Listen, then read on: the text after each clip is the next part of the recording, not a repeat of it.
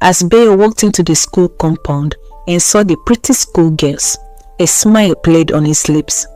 I think I'm going to enjoy my stay here. In the bustling city of Lagos, Nigeria, lived a handsome young man named Bayo. He was the only son of Madam Alice, a wealthy businesswoman who had lost her husband shortly before Bayo's birth. From the moment Bayo came into the world, he became Madam Alice's golden boy, her sole consolation in a life marked by loss. Madam Alice's house was a grand mansion in the exclusive Lekki Phase 1 area. The walls were adorned with expensive artwork, and imported furniture filled every room. It was in this lap of luxury that Bayo grew up, never wanting for anything. As Bayo grew up, it became clear that Madam Alice's love for her son had no bounds. Whatever Bayo wanted, he got. When he was just 5 years old, Bayo threw a tantrum in a toy store, demanding the latest video game console. "Mommy, I want it! I want it now!" Bayo screamed, his face red with anger. Other shoppers looked on in disapproval, but Madam Alice simply smiled and said, "Of course, my darling. Anything for you." She turned to the shocked shop owner and said, "We'll take 2, one for his room and one for the living room." This pattern continued throughout Bayo's childhood. Whenever he did something wrong, Madam Alice would brush it off, proudly declaring, "My son is always right."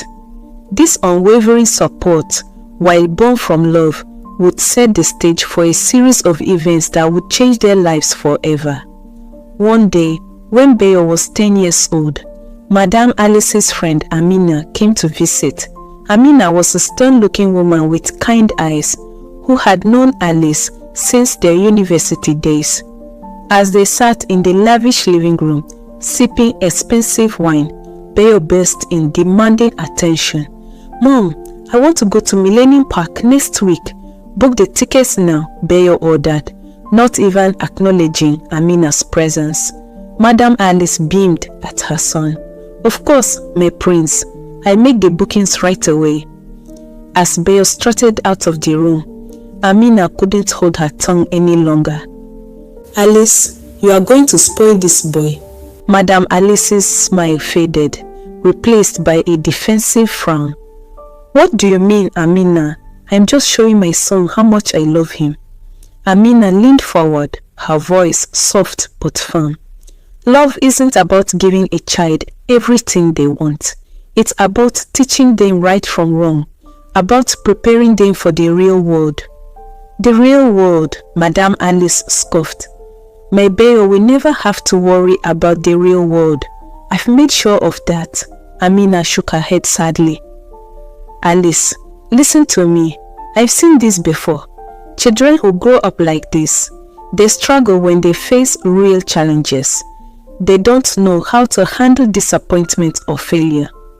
But Madam Alice, like she had done with many others who expressed similar worries, dismissed Amina's words. "Nonsense. My Bayo is perfect just the way he is. He'll never have to face failure, because I'll always be there to make sure he succeeds." Amina left that day, her heart heavy with worry for both her friend and the young boy who was being set up for a hard fall. Little did she know that Amina's words would prove prophetic sooner than anyone could have imagined. When Bayo was 20, Madam Alice came home one day to find her househelp, Linda, crying uncontrollably in the kitchen. Linda was a young woman from a poor family who had been working for Madam Alice for about a year. She was hardworking and quiet, which was why her current state alarmed Madam Alice. "Linda, what on earth is the matter?" Madam Alice demanded, more annoyed than concerned. Through her tears, Linda managed to choke out, "Madam, he got me pregnant." For a moment, Madam Alice stood frozen, her mind refusing to process what she had just heard. Then, instead of listening to Linda or considering the possibility that her son might have done something wrong, Madam Alice flew into a rage. "How dare you?" she screamed, her face contorted with anger. "How dare you lie about my precious son?" Linda fell to her knees, pleading, "Please, madam, I'm not lying. I didn't want to." But he insisted, and I was afraid to lose my job. But Madame Alice wouldn't hear it.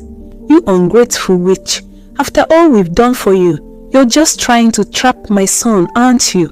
To get your hands on our money." After several minutes of this abuse, Madame Alice stopped, breathing heavily. She glared down at the sobbing Linda and spat out, "Get up. We're going to put an end to this nonsense right now." Without a second thought, Madame Alice called her personal doctor, Dr. Eze.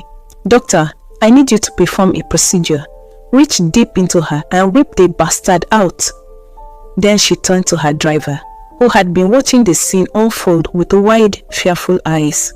"Akin, take this girl to Dr. Eze's clinic now." As Linda was bundled into the car, still crying and now begging, "Please, madam, please don't do this." Madame Alice turned a deaf ear. In her mind, she was protecting her son, preserving the bright future she had always envisioned for him.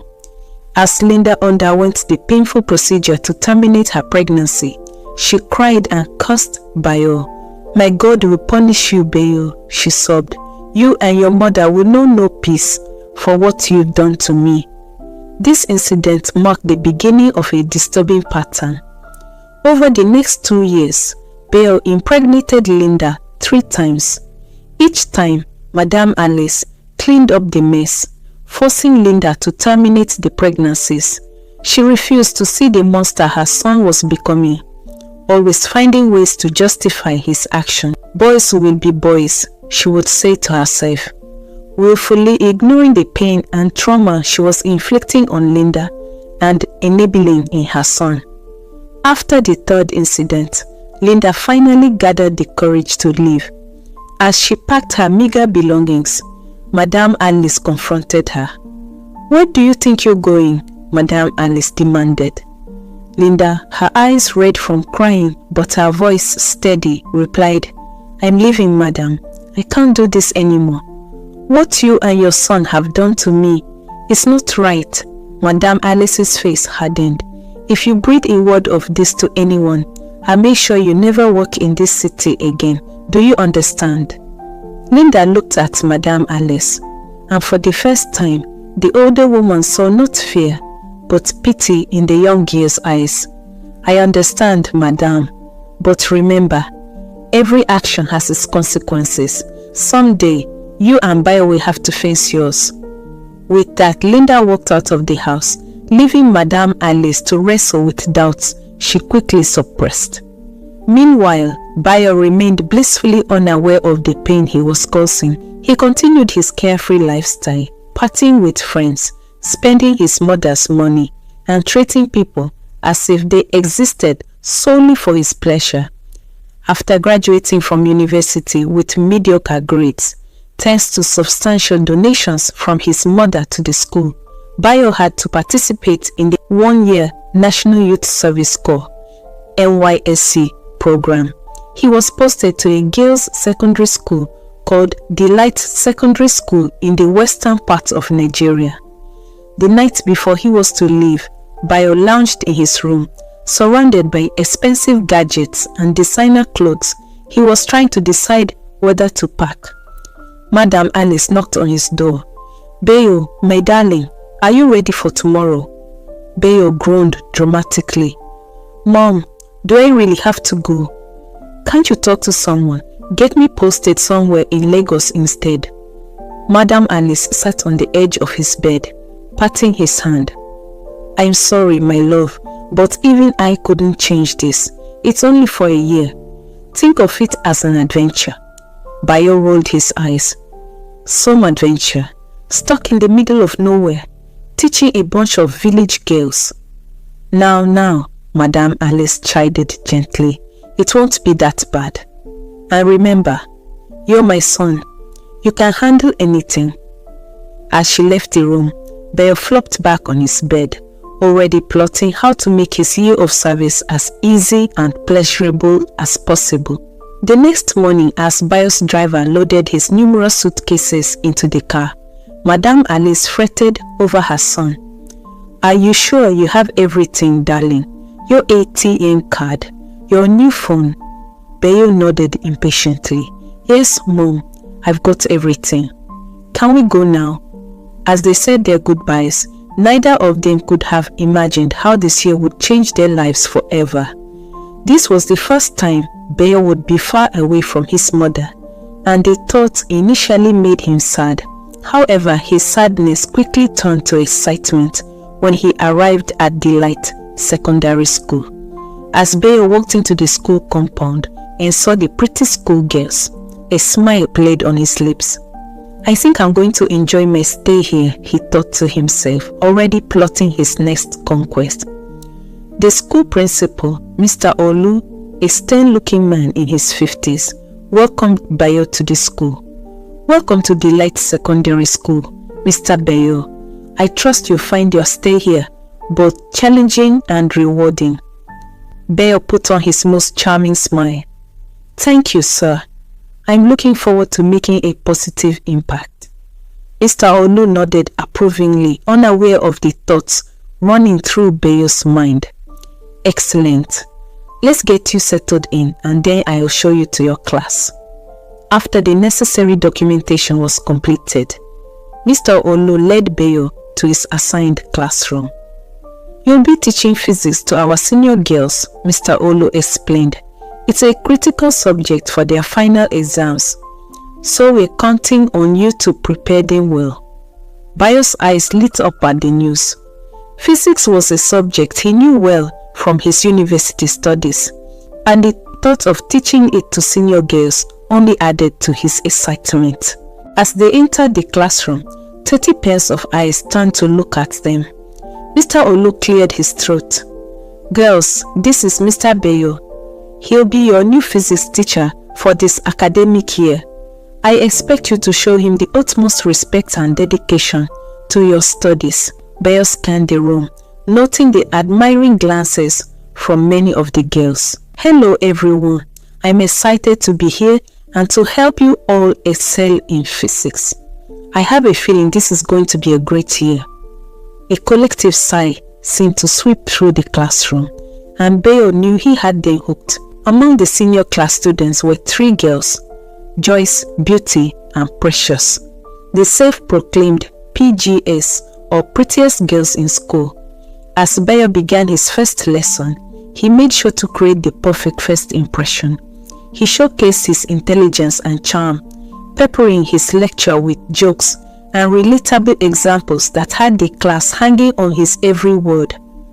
"Now, who can tell me about Newton's laws of motion?" Bayo asked, his eyes scanning the classroom. Beauty's hand shot up. "Sir, Newton's first law states that an object will remain at rest or in uniform motion in a straight line unless acted upon by an external force." Bayo's eyes locked with Beauty's. "Excellent, Miss." "Beauty, sir," she replied, a coy smile playing on her lips. "Well done, Beauty," Bayo said. "It seems I have some bright students in this class." As the lesson progressed, Bayo made sure to engage all the students, but he couldn't help paying extra attention to Beauty and her friends. He could see the admiration in their eyes and planned to use it to his advantage. After class, as the students filed out, Joyce, Beauty, and Precious lingered behind. "Mr. Bayo," Precious said, "we just wanted to say how much we enjoyed your lesson. Physics has never been so interesting." "I'm glad you enjoyed it. Physics can be fascinating when you approach it the right way." "We were wondering," Joyce chimed in, "if you might be available for extra tutoring. We want to make sure we're fully prepared for our exams." Bayo pretended to consider for a moment, though internally he was thrilled at the opportunity. "Well, I suppose I could make some time for dedicated students. Why don't we discuss it more after school tomorrow?" The girls nodded eagerly, exchanging excited glances. As they left the classroom, Bayo couldn't help but feel a sense of triumph. This was going to be easier than he thought. Over the next few weeks, Bayo's reputation as the coolest teacher in school grew. Students looked forward to his classes, and his good looks and charisma were the talk of the school. But it was the PGS, Joyce, Beauty, and Precious who truly had his attention. Bayo became the girls' favorite teacher, giving them high scores in his subject. One day after class, Bayo called Beauty to stay behind. As the other students filed out, Beauty approached his desk, her heart racing. "You wanted to see me, Mr. Bayo?" she asked, trying to keep her voice steady. Bayo smiled, his eyes roaming over her face. "Yes, Beauty. I wanted to discuss your last test. You've improved significantly." Beauty beamed. "Thank you, sir. I've been studying hard." "I can tell," Bayo said, standing up and moving closer to her. "You know, Beauty, you're one of my brightest students. I think you have a real future in physics if you want it." Beauty blushed, looking down at her feet. "You really think so, sir?" Bayo reached out and lifted her chin gently, forcing her to meet his eyes. "I know so. And please, when we're alone, call me Bayo." Beauty's breast caught in her throat. "Oh, okay. Bayo." The moment was interrupted by a knock on the door. It was Mr. Olu, the principal. "Ah, Mr. Bayo," he said, looking between Bayo and Beauty with a slightly furrowed brow. "I hope I'm not interrupting anything."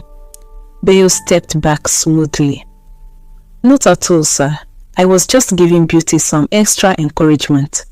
She's shown remarkable improvement." Mr. Olu nodded, though his eyes still held a hint of suspicion. "I see." Mr. Olu turned to Bayo.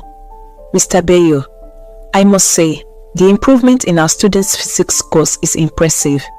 Whatever you're doing, it seems to be working." Bayo smiled confidently. "Thank you, sir. I believe in making the subject engaging and relatable." As Mr. Olu left, Bayo smirked to himself. If only the principal knew what he was really up to.